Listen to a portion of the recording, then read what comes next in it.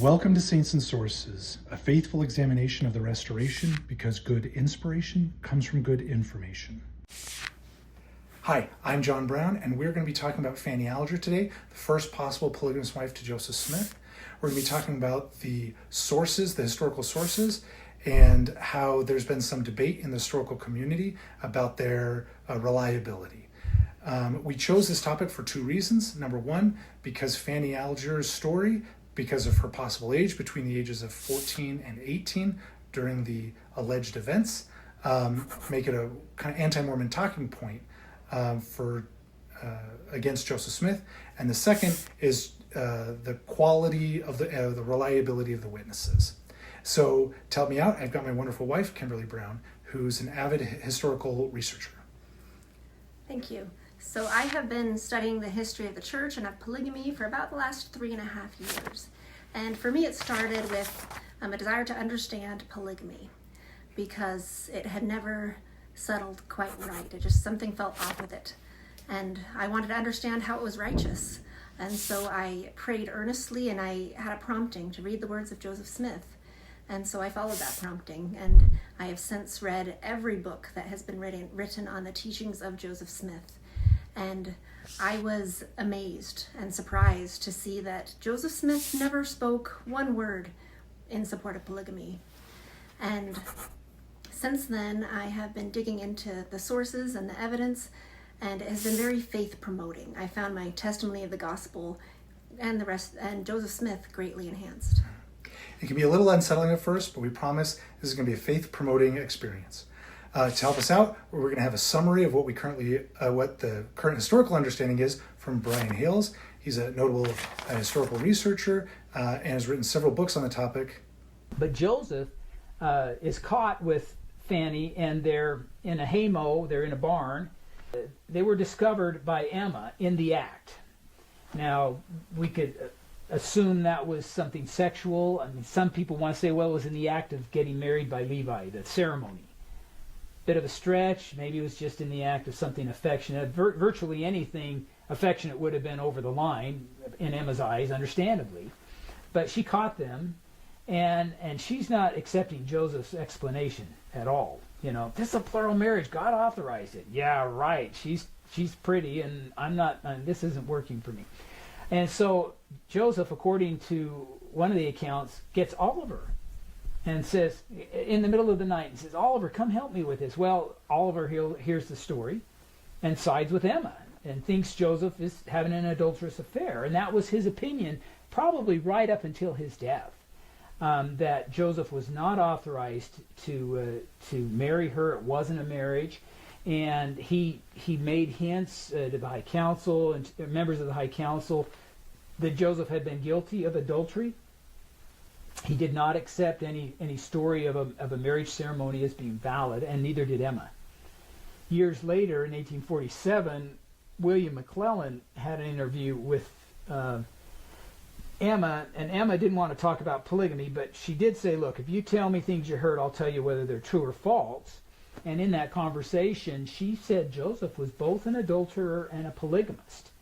Now, we don't know what she meant by that. My theory is that she never did accept Fanny as a true plural marriage and thought it was adultery, and Joseph had to seek repentance and all of that. But in my mind, that's the dichotomy. She accepted Nauvoo polygamy. So let's get into the sources. And the first one is going to be Oliver Cowdery. Oliver Cowdery was a major church leader, especially between 1829 and 1838. He was first counselor to Joseph Smith's presidency, so kind of second only to Joseph Smith. He was a witness to the golden plates, and he was also a scribe for Joseph Smith. If anybody had been present about or in any discussions about revelations about polygamy, Oliver Cowdery definitely would have been in the room with the conversations happening. Now, this all happened until 1838, when, because of personal and financial issues, he started to have a falling out with Joseph Smith. Mm-hmm. So around this period, Oliver Cowdery had been participating in making counterfeit money. He was encouraging people to bring lawsuits against the church, and he also begins insinuating or spreading rumors that Joseph Smith was having an affair with the servant girl in his home. So in April 1838, a trial is brought against him on these charges. There were 9 of them. And Oliver never states that he had personal knowledge that Joseph Smith had an affair. But Joseph Smith denied that there was an affair, and there were 12 high councilmen present at that trial.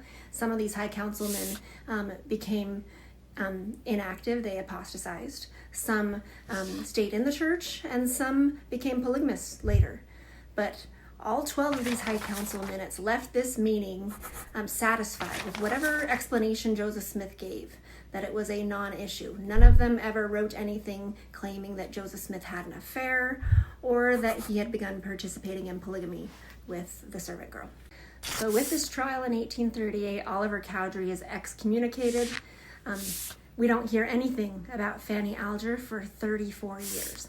But very relevant to this story is 8 years after the excommunication, Oliver got a letter from his sister Phoebe, in which she informed him that the church was participating in polygamy. So this is 1846. Oliver Cowdery writes her a letter in response, which shows that he is astonished that the church could be participating in polygamy. He says, "I can hardly think it possible that you have written us the truth, that though there may be individuals who are guilty of the iniquities spoken of, yet no such practice can be preached or adhered to as a public doctrine. Such may do for the followers of Mahomet. It may have been done some thousands of years ago, but no people professing to be governed by the pure and holy principles of the Lord Jesus can hold up their heads before the world at this distance of time and be guilty of such folly, such wrong, such abomination." So Oliver saying this in 1846 makes it clear that he was not someone who had been taught polygamy in that first decade of the church. If Joseph Smith had started believing in polygamy in 1831, Oliver is the man who would have known about it. And he declares that it is not something that he believes followers of Jesus could adhere to. This account also makes it clear that Oliver Cowdery's claims against Joseph could have only been an affair. And as the person making the claims, he had no firsthand knowledge. So Joseph Smith denied it. Oliver Cowdery did not have firsthand knowledge. Emma Smith denied it. And this source should not be used, especially by the church, because it has no good evidence and it is harmful. The next source that we find in our story is a man named William McCullen. Brian Hale's, most of his story comes from the testimony of William McCullen. So a natural question is, who is he and is this a reliable source? So William McCullen was an early leader in the church. He was one of the first 12 apostles, but he apostatized and was excommunicated for apostasy in 1838. Shortly after that, he started working tirelessly as an anti-Mormon, and that culminated in him coordinating with the Missouri government, providing testimony, and kind of amping up mob violence. And so his testimony against the Mormon Church was used as justification for all of the violence, from the Hans Mill massacre to the extermination order, Liberty Jail, and ultimately the saints being driven out of their homes in the middle of winter. All of this can be pointed to, not just William McCullen, but William McCullen was a huge driver. He was essentially a Judas of the 12 apostles at the time. And this ultimately results in violence even towards Emma herself. So William McCullen, when Joseph Smith was in prison in December 1838, he took that opportunity to rob the Smith household. He robbed them of everything. So Emma and the children, they lost everything down to the last blanket. Even their buttons were stolen. Emma had to borrow clothing from her neighbors so that she and her children would not freeze to death. When William McCullen was caught, he was asked, "Why did you do it?" And William said, "Because I could." So Emma was well aware of William McCullen's character. It is unlikely that she would have forgotten it 3 years after the martyrdom. Mm-hmm. So for more details, go to the Fair LDS article about him. He is a monster. So after learning about William McCullen's kind of initial biography, it is faithful and fair for us to ask ourselves, is this man, this kind of Judas for his time, a reliable source of information about the topic of Fanny Alger, particularly because Joseph and Emma denied it. And he is saying that Joseph married a 15-year-old girl without talking to Emma beforehand. This is quite the outlandish accusation from a non-trustworthy source. The fair LDS historians acknowledge that William McCullen had a penchant for believing and acting on secondhand information. The truth meant little to McCullen. In the decades after he was excommunicated, he demonstrated a willingness to lie publicly to support his personal religious goals. William McCullen in 1872 talks about a story that he had in 1847. This is shortly after the martyrdom of Joseph Smith, and in the 30 years between, he is actively trying to tear down the church. He does many writings and books. He's constantly talking about it, but he doesn't mention Fanny Alger at all until 72, where he says in 46, I was at the Mansion House with Emma. 1847. Oh, sorry, 1847. I was at the Mansion House with Emma. I sat with her, and I wanted to talk about polygamy, but she didn't want to, and she said, if you say something is true, I will say if it's true or not true. And so during this, he brings up this fanciful tale. Yeah, so this really does not sound like Emma Smith, who is always very clear and strong about her opinions on polygamy, but she's very coy in the, if you guess right, I'll tell you. It's ridiculous. And if this is right, this is the only admission she makes in her entire life. Not to her sister, not to her best friend, but to kind of a mortal enemy and apostate William McCullen. So the letter to Joseph Smith III says, again I told her, Emma, that I heard that one night she missed Joseph and Fanny Alger. She went to the barn and saw him and Fanny in the barn together alone.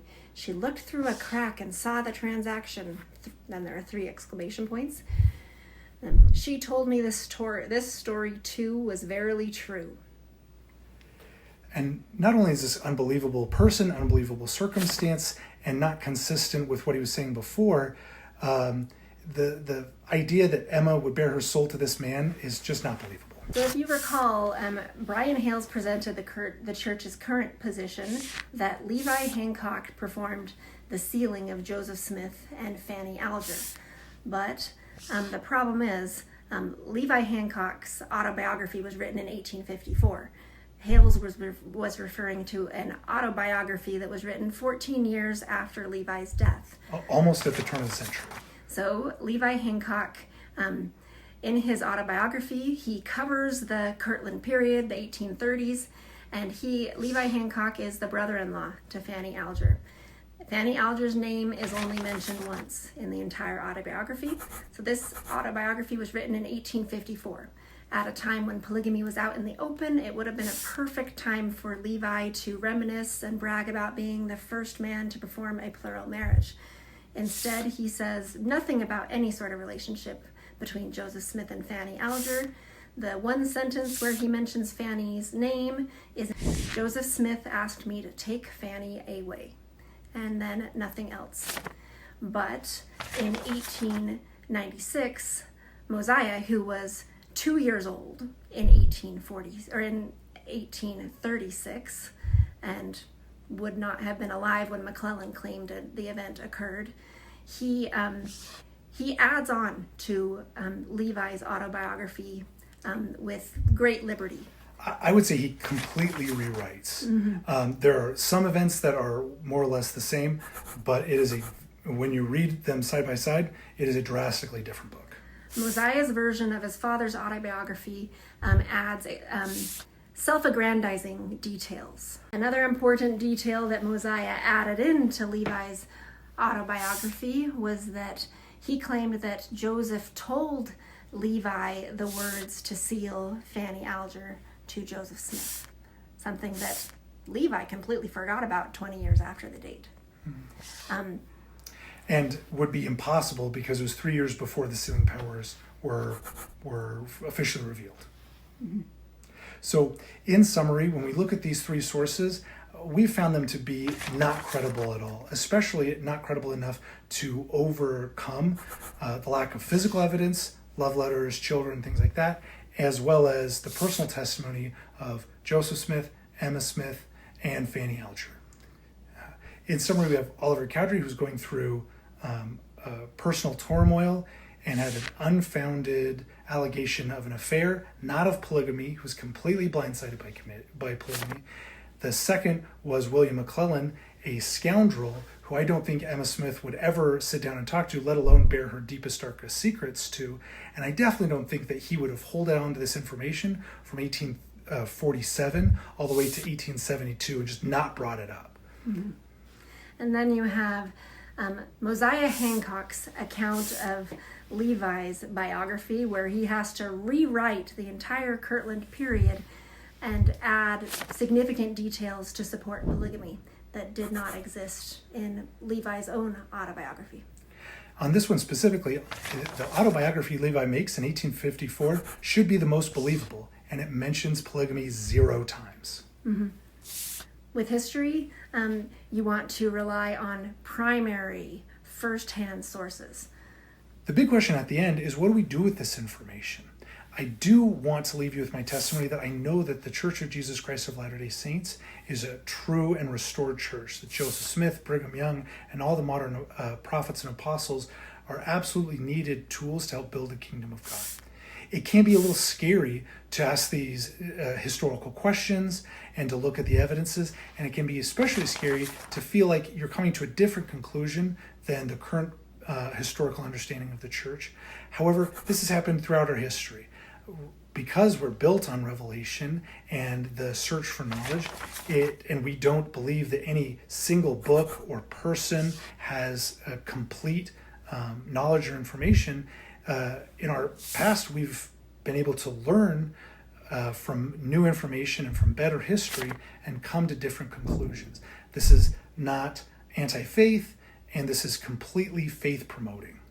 So our whole goal with this series is to help build people's testimonies into a growth mindset and understanding of Christ, the atonement, the restoration, and specifically polygamy.